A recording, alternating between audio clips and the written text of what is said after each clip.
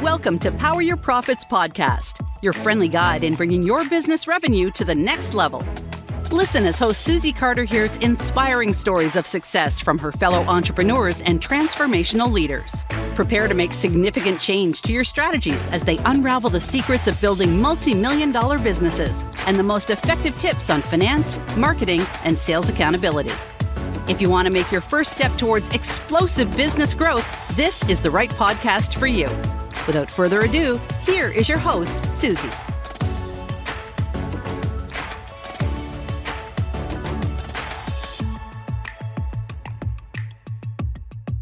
What's the difference between sales and marketing, and why is it so hard to attract your ideal client?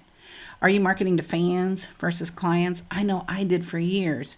Are you doing the right things in the right order to get the results you desire? One of the biggest areas of business and business failure is marketing. I can tell you firsthand that I've spent thousands of dollars wrong on marketing. Everyone says they can do it, but the reality is not a lot of people can do it. It's the elusive, shiny object.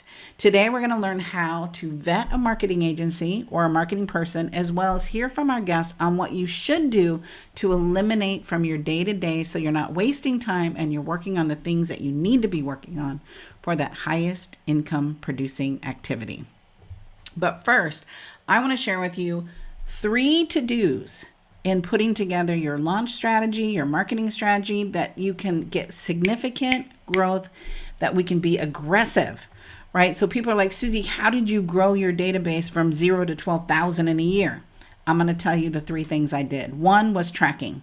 We want to set up your tracking, and we want to set it up to really look at where are our clients coming from? What groups are they coming from? What ads are they coming from? What events are they coming from? Where does your ideal client hang out? And look at your ideal qualified client. I want you to really go and find them and then track how many people came in. If you're on a podcast, I want you to track how many leads did you get. If you're doing a summit, like a virtual summit, did you get leads? If your lead generator isn't working, ditch it and do a new one. Remember, business is like this combination lock. 1 tick off and this sucker won't open. So I want you to look at measure, track, because it really looks at, are we spending our money wisely? The second thing is we want to look at a digital foundation. We want to establish a comprehensive online presence that becomes the online resource for you. You want to submit an online directory, provide accurate and complete, consistent information, and tracked by a phone number for my Google. My clients are getting ridiculous clients from their Google ads and from their reviews on Google, Yelp, and Bing listings. You want to start a blog so people can get a taste of what you do. They're not going to go from meeting you to buying. You've got to build that relationship. So start a blog, start a YouTube channel, create all your accounts on Facebook, Twitter, Instagram, LinkedIn, Google+, right? So that you can find which areas and where are my clients hanging out. We know that we're on all platforms, but I look at the highest engagement is LinkedIn and our highest engagement is Instagram. That might not be the same for you. Right? Do a promotional video that's current and up to date about what's happening now. That's so easy to swap out. Don't use old images. Don't look like you're 20 years younger than what you are. Be real about who you are. And you want to upload your sizzle reel onto your YouTube channel. This is imperative so people can try before they buy, right? You all know I have Susie Snacks. Susie Snacks are bite-sized information for your cocktail for success. It's a snack. It's not a monologue. It's not an hour-long training. Social media, you got to be consistent. You got to establish communication to maximize, repeat, and create referral businesses. Right? So I was talking to my client today, Linda, and I'm like, Linda, you're wanting to go from dating to getting married in one appointment. It's not going to happen. So I need you to post twice daily. Engage with your followers. If you can't do it, hire someone. Promote offers and products and giveaways. It's that 80-20 rule. 80% is give, 20% is ask. Run a social media contest. Give something away. Start engaging with micro-influencers. Don't go after the big fish. Go after the little guys.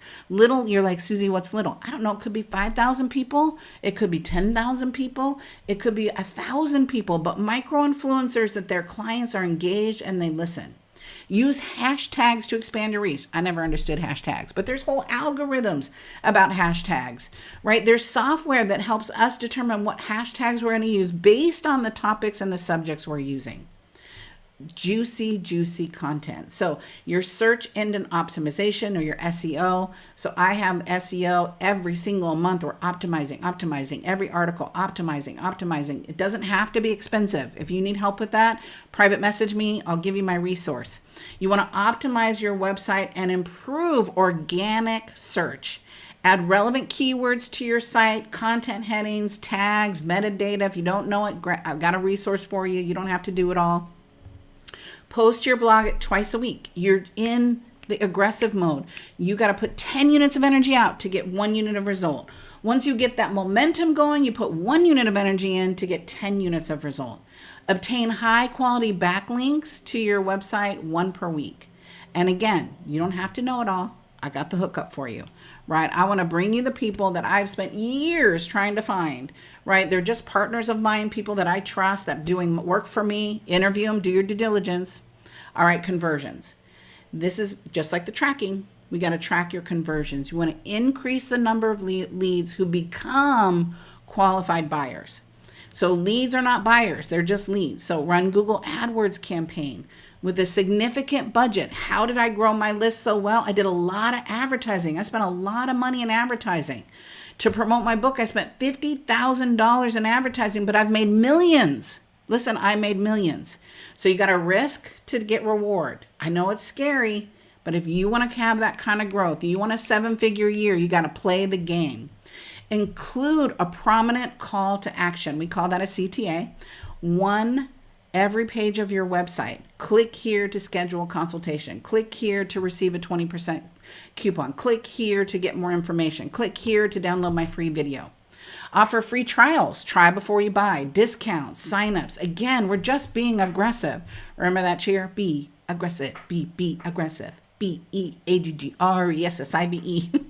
Yes, I was a cheerleader, right? Create unique landing pages. Again, you don't have to do it all. We have resources for you. So those are the 3 top things to get aggressive, get fast, and get going. Now I want to introduce my guest, Peter Sandeen. He's often called the marketer's marketer because more than half of his clients are marketing experts. So why would a marketing expert hire him? Because just like you're a business person, every coach needs a coach. His primary focus is marketing a message and helping you with your funnels, but he spent nearly a decade in copywriting and conversion optimization. Listen to that, a decade in copywriting and conversion optimization. He now helps small business owners get more leads, I love that, and sales to their websites that convert. He has a program called the 6-Figure Website. So please welcome my guest, Peter. Welcome back to another amazing episode of our podcast. And I'm here with my friend. We're in a group together, JVMM, Joint Venture Mastermind. Peter, welcome. Thank you for being here. I'm so excited to share you with my tribe. My tribe is a bunch of badass business people taking radical action, living their dreams. And I made them a promise that I was going to bring my friends and talk about real business stuff, right? The ups and the downs and the mountaintop and the valley. So share with us, who do we serve? What do we do? Kind of give us that high level overview of who you are. So who do I serve? I have basically 2 different kinds of audiences. One is marketing experts. About 60-70% of my clients are marketing experts. And the rest are then anything and everything from pretty much business beginners to multinational corporations, mostly small business owners. But yeah, marketing experts are a group that comes to me a lot. And that's because I focus on the few things that are really damn hard for you to do for yourself, even if you're really good at it, which is messaging and looking at the bigger picture strategy and optimization of what should you focus on? What are the actual essential things in what you do? So yeah. Should we be focusing on? Yeah, like especially as marketing experts or as people who know a lot about marketing, you have 1,000 ideas of what you could do, and probably 990 of those could really work for you. Like, you know, all these little things you could do better, all these little optimizations, all these different strategies, tactics, tools, all of that you could do and get results with. but you can only pick like 2 things or 3 things you work on. So Right. how do you pick that 0.1% to focus on and actually put your time into? And then there's 1,000 things in each one of those that you could focus on. Well, what are the actually important things? Because when you have so many things you could do, it's easy to overlook what are the actually essential parts. And then you end up with an insane to-do list. You don't really make any progress. You're just wondering, why isn't anything moving forward? I'm trying all these things and nothing's really working. And then when someone else can look at it objectively and just analyze the whole thing, they can be like, well, here's the problem. And you're probably going to slap your head to your, just how did I miss this? This is so obvious. I do this for others. But yeah, it's the same issue that people who read a lot about marketing or go through products always have, that there's a ton of things they could do, but how do you actually make sure you get all the essentials right? Because if you miss one essential thing, you're by definition pretty screwed. So right. Well, we always say that business is like this combination lock, right? Especially marketing, because I've spent $250,000 wrong in marketing. I've lost a lot of money, and one little tick off, and this sucker won't open. Yeah. And to me, that's marketing, right? We have a tendency to throw the baby out with the bathwater. It could be one tick, right? Mm-hmm. The combination, maybe I'm going in the wrong direction. I have one number off, right? And that's really what you're saying is you've got to have these essentials, in order to make it work. So when we're looking for, because I've spent a lot of money wrong, and everybody has a good story. Everybody has a good resume. Everybody says they can do it, Peter, but they really can't do it. How do I find a legitimate, how do I vet them? Because I don't know. I still don't know. I've been doing this 25 years and I still get hoodwinked and I don't like it. I feel like a ding dong. I'm like, come on. Yeah. Well, I'll give a very quick note about because I think that's a brilliant analogy, the combination lock. That one tick is really often what it is that you talk about, not the tactic or tool or strategy you use for saying things, but rather what it is that you actually communicate with it. That's why I focus on messaging, because that's really at the heart of everything. But yeah, how do you choose? This is going to sound really awkward because I just told that I have a lot of expert clients, but what I look at is how many people who know their stuff in this same industry go for someone. So if someone can advise other experts in that specific field, they must be pretty good. Now, that doesn't mean they're necessarily good for everyone. It can be that they're only good for helping experts. It doesn't guarantee things, but it's usually a pretty good sign that, okay, if other experts look up to them and hire them, they probably know their stuff, but be mindful of they know their thing in that one specific area. So there's people I know as they're Facebook advertising people. A lot of experts go to them because they're really good at that. I don't know if they know anything about funnels. I don't know if they know anything about offer creation. Well, you need to be pretty good at that to do Facebook ads or any ads. But, I then see them as experts in that one very specific thing because they're validated by a bunch of people I know what they're doing. That's about it, because anyone can get a lot of testimonials. Because if you just sell 1,000 products, there's going to be 3 who get lucky, even if it's a really crap thing. So that doesn't mean a whole lot, that there's just some testimonials, but that's how I approach it. But as I said, a little bit awkward right after saying that I serve these people. So then you're saying, one, just getting referrals from other experts in your field, right? Yep. And then, which I've done, you've done, right? And still. So that's great. And then if you don't know anyone, what's a way that I can vet somebody? I think it's really, really hard. There's a couple of things. So one is, do they try to clearly sell their thing, or are they first genuinely trying to understand what's wrong with what you're doing? Mm-hmm. And that can be pretty hard to tell, especially because good salespeople will make you feel like they're trying to understand you. And then it just happens to be that their thing is right for you. So that's a tricky way to go.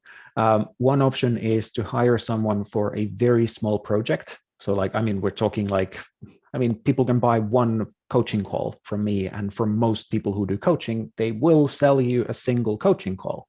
Right. If they can blow you away in that one call and one short call, if they can genuinely give you good advice and you like how they approach things, then great.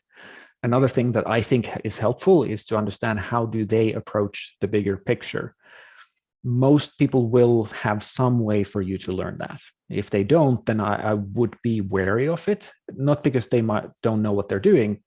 It's not proof of them being incompetent, but if you can't see how they approach things on a bigger picture, you also can't really verify that what they're talking about even makes really sense for you. And it is a lot about that. There's different ways of looking at things. There's different ways of approaching and focusing on things, and how the person you get help from looks at things should match at least pretty well with how you look at things. Because otherwise, you're probably going to screw things up later on without realizing, because you then start moving things to a different direction because you don't see it the same way at all. So, but yeah, vetting is really hard. I would say that hire them for a small thing, just test them out. That's really the only way. And if you don't have any clue, then test them out or hire them to get someone, like make a recommendation for you. Like you tell them that I will not hire you for anything more than this. Sorry, I've just chosen you to make a good recommendation for me. Right. Okay. I love that, because I have a tendency to get married. Right. And I'm like, and everybody wants to get married, right? They're like, we're going to get married and then we're going to do this project. So I'm like, I get married or nothing. And I'm like, I can't do that. So that is just genius. That's so obvious. But like you said, sometimes it's so obvious, but not obvious. So you're saying, like, we've been in this, global pandemic, and you see people struggling right now. So, and our economy struggling. What do you think the secret sauce that you're seeing with your clients, and even for yourself in your business? What's the secret sauce to staying in action and growing? Well, I think many things. Obviously, if you ask what's the problem from like someone who sells hammers, they're going to see all the problems as nails. So I'm going to see it from messaging perspective. If you have a really good, you truly understand the target customer, and you've selected it not just based on what they look like to you, but how they see what you do, and you have an offer that's easy for them to buy, and you know what you need to tell them about that offer for them to want to buy it, you're pretty golden. Like then almost any reasonable marketing can work really well for you. If you get any of those wrong, you're always going to struggle. You can make some sales, especially when things are normal and going easily, but pandemic really showed a lot of business owners that they haven't really gotten the basics right. They've kind of scraped by with luck or with just overabundance of chances. But yeah, if you get those right, things are pretty easygoing. I mean, comparatively easygoing from there. But those are somewhat hardest things to do. I mean, many people struggle with them for months and years.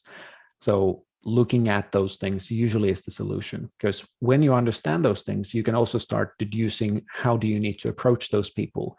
How do you need to price things? What do you need to tell them so that they actually want to buy? What would be a sales funnel that feels right for them? Because people will actually, they have to want to take the next step for them to take the next step, because our business model usually doesn't revolve on us taking a gun and pointing it at people like, now you click that button, take a step towards buying.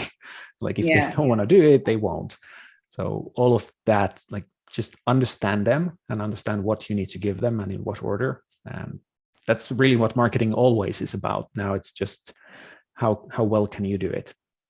Well, especially right now, I love that you say that, because I spent the first probably 3 months just serving my clients, right? Just giving free education, finding out what their need was, finding out where they're, just trying to create some community so we didn't feel alone, because I was feeling alone. And then finding out what's your biggest challenge, what's your biggest challenge, what's your biggest challenge. And for me in marketing is meat and potatoes, right? People think marketing is, it's not essential, but it's the foundation of what you do if you don't get your name out there. So I always put in their budget, regardless of what it is, 10% has to go back into your marketing. It's meat. It's not nicety, right? And so if you know what is the meat in my business, marketing is one of those meats, right? Business coach is a meat if they're helping you produce results. If they're not helping you produce results, then that might be fluff. That might be fat, but I'm meat. I'm a profit center for my clients, right? And so in business right now, what's the biggest challenge you're facing in your business, in growth, or a project that you're doing right now, and how are you tackling it? Give us the skinny. Well, I'll give you a very boring answer first. I'll try to come up with something a little more interesting next. But the biggest thing is time crunch. Yes. I do everything on my own. I mean, I do have an accountant and a few things like that, but I do pretty much everything on my own, and a few projects have just turned into these massive things. I expected to do them in a few weeks, and they have taken just months. So like Yeah. that's one. And But that's I've the learned a entrepreneur lot. struggle, right? I love that you say that Yeah. because that's just real. Because Yeah. each level we get to, we get tapped out in our time. And that's when you know, oh, I got to hire someone else, right? Yeah. Or who else could do this besides me? That's mine. I literally, Peter, have this saying on my desk: what's the highest income producing activity? I have to ask myself that every day because I find myself doing minutia. I'm like, I don't need to be doing this. Let me give it to Josie. Let me give it to Sam. Let me give it to Leanne. Let me give it to somebody. Why am I doing this? Right. So I love that you say that. Do you have any time hacks that you're using right now? Many. I'm very, very mindful with how I use my time because I've been doing this for a long time. I've always done it alone. So I'm first of all very mindful of two things. One, don't do anything you don't actually have to do. So like I'm extremely good at just like cutting off things I don't really need to do. Like one of the first things for me to go is social media. Yeah. It's not part of my strategy, so I probably haven't logged into any social media now for like 3 months. Like it's not a part of my strategy. I don't have time for any extra stuff, so never. Not once. Wait, and you guys are hearing this from a marketing person. So be okay with, because everyone thinks you have to do it all, right? I gotta have the podcast. I gotta do the social media. I gotta do Facebook Live. I gotta Instagram Live. I gotta do TikTok. It's just like, oh my gosh. Yeah, no, you just need one system that works. And that's the part that people often miss, that they do 7 different ways of reaching new people, but then they don't have anything for getting them ready to buy or getting them to actually make the purchase. Like you need one way of reaching new people. You need one way of getting them ready to buy. You need one way to actually close the sale. That's it. You don't need 7 of each one. It's good if you can do many, but like, just get one thing to work and then just keep it working. Like there were several years when I worked 1 or 2 hours a week and made 6 figures because my system worked. I didn't do anything except what that system required. And I was selling services, not digital products. That included delivering the services. So like you can be very efficient if you're just very, very mindful of it. Like skip everything you don't actually need to do. And the other thing is be very, I don't know how to say it, like strategic about how you approach things. So it's not just about like skip all the things that don't work and aren't essential, but also make sure that you do get all the essentials right. Because if you get them right, many of them are things you just do once and you don't have to think about it for a very long time or ever until your business changes somehow. So for example, people often, because I help people a lot with websites, they ask, so how often do I need to then update this? So if I go through the project now, okay, it doesn't take long, it's a few days maybe of work, but then it's done. So how long is it fine? And I'm like, well, until your business changes, or maybe 10 years. Like like you need to give some sort of a facelift for your website, maybe every decade or two, because it just starts to look like it's broken at some point. But anything short of that, you don't have to make any changes. Same with your marketing message, same with your funnel, same with your offers. Until something changes, just keep going. Like there's no reason for it to stop working. Ads are a weird like exception to that. They will stop working even if they're good and nothing seemingly changes. But other than that, so like those are my 2 big ones that we won't spend a lot of money on wrong. Yeah, no, but those are the hardest ones. Then like as for hacks, I don't usually open email until as the last thing of the day. I do sometimes light up from this, but that's one. I exercise every morning before work, so I'm actually awake. Sleep well. Do like work on your business for the first 2 or 3 hours of the day. Like don't schedule anything except just your own business stuff. If you absolutely have to do something else, then obviously you have to, but otherwise work on your business for the first couple hours at least of every day. So I don't usually ever schedule calls to be the first thing in the morning and such.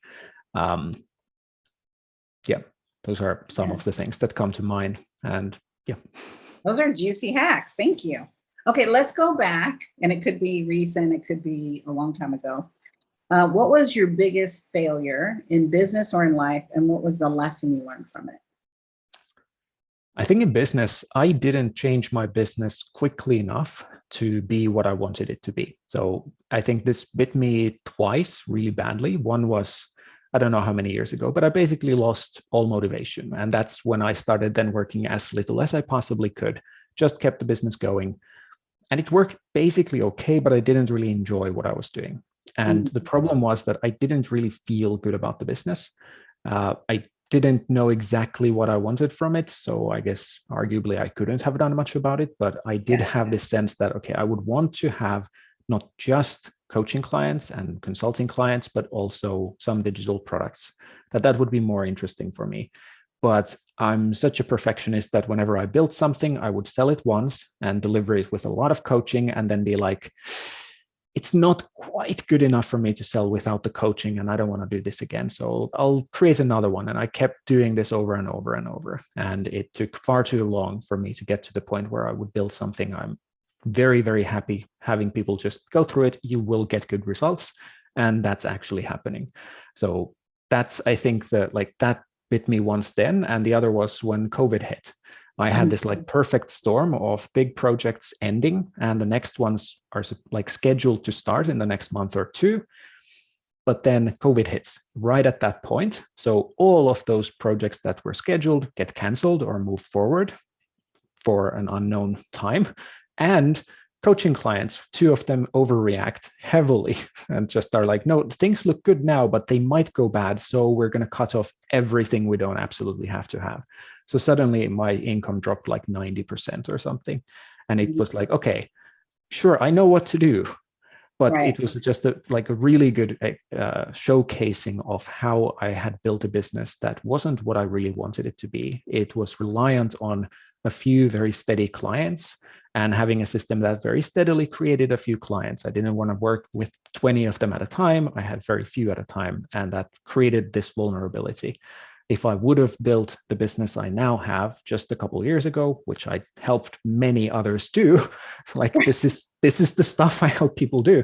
So if I would have just put in the work, if I just would have pretty much gone through my mental shit, all of that would have gone. But it's hard to make yourself process your blocks faster. And I just couldn't. I mean, I just wasn't there yet. So then somehow that catastrophe, that perfect storm was the sort of the final kick I needed for actually changing my business to what it is now and what I've wanted it to be for a long time. Just, I don't know, it just had to happen, I guess. Yes, that's a good one, right? I think most people got hit by the COVID storm, right? Of just not reacting. I still have clients waiting. I'm going to wait. Wait for what? This is the new reality. This is it for a while, right? I'm going to get back to normal. What's normal? There is no normal, right? Business is never normal.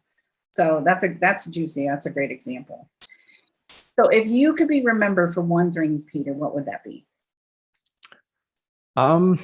Well, maybe my first answer is the wrong one, but I feel like I shouldn't even want to be remembered for something. And for some people, I'm sure it's a good thought. Good thing to think of, well, what do I want to be remembered for?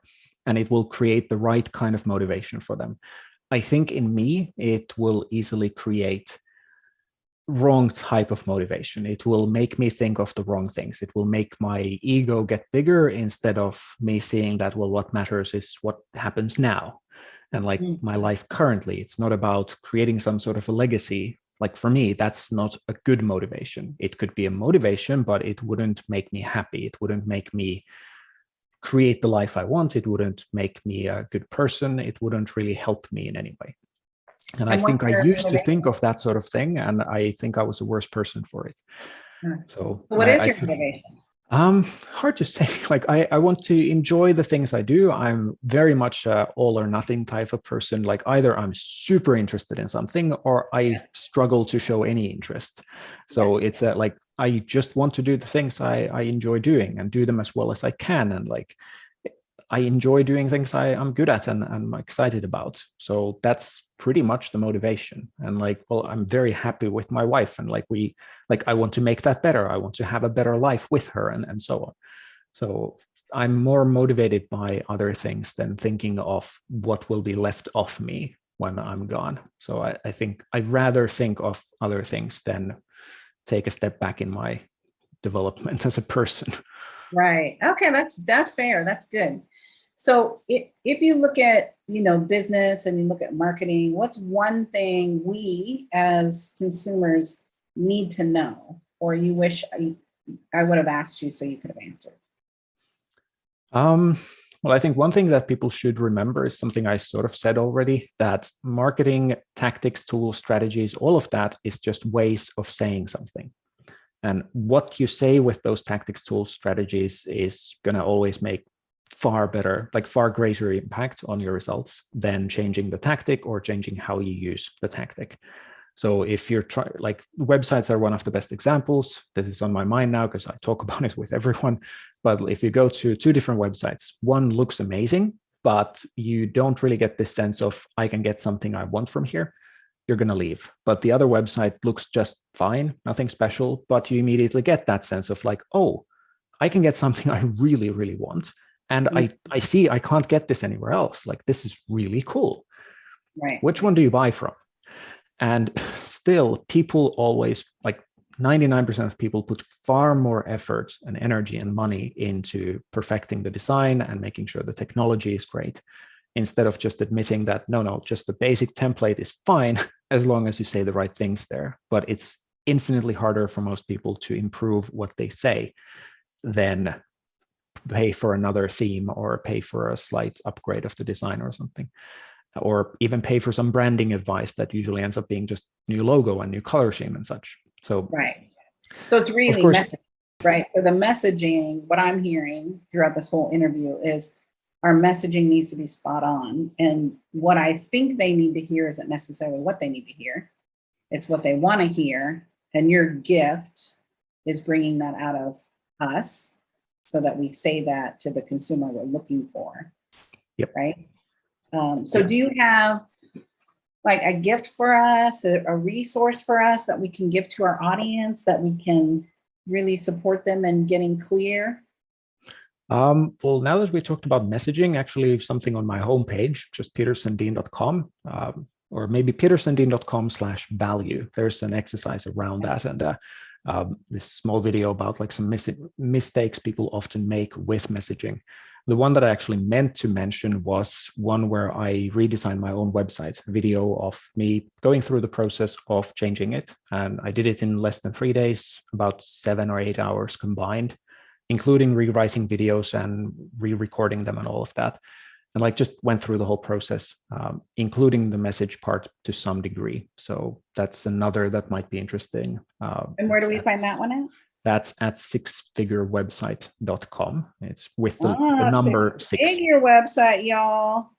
Because that's what they want, right? 6, 7 figures. That's our goal here. So if you're looking to build that 6-figure website, I need you to go check out Peter so he can help us with our messaging. So we're clear, so we can get seen, get heard, and more importantly, get paid, right?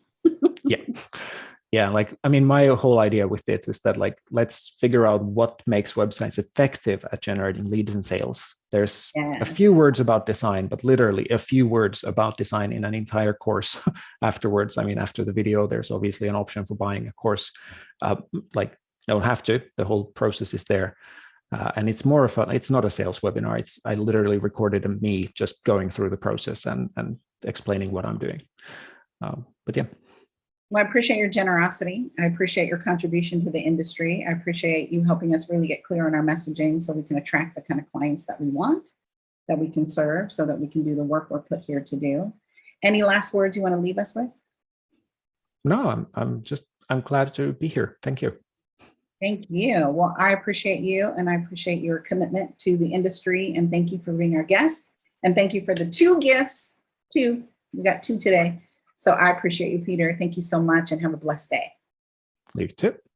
All right, I got to share this big win. Jeremy and Kelsey Morrison, they've been working with me for years. They own a marketing agency, and I'm their coach. And I want to share some of the juicy nuggets. They're beasts at what they do. You see, anyone that's up to anything has a coach.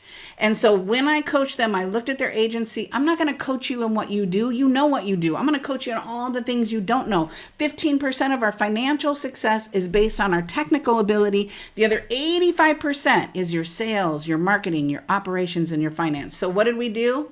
We learned how to schedule their time, effective time, just like we just talked about with Peter, of managing your time instead of reacting to fires. We created a budget that they could follow. So we planned out the year and then followed the plan.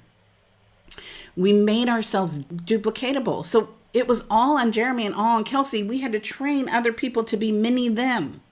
We connected gladiators from around the world who became close friends and became clients. We moved away from being stuck in startup to taking their business to the next level. They implemented new tools. They were more efficient. We got them a scheduling software. We hosted the management platform. They reviewed and implemented systems and process for their company. So they were building a business to sell. They increased 237% in their business in less than a year.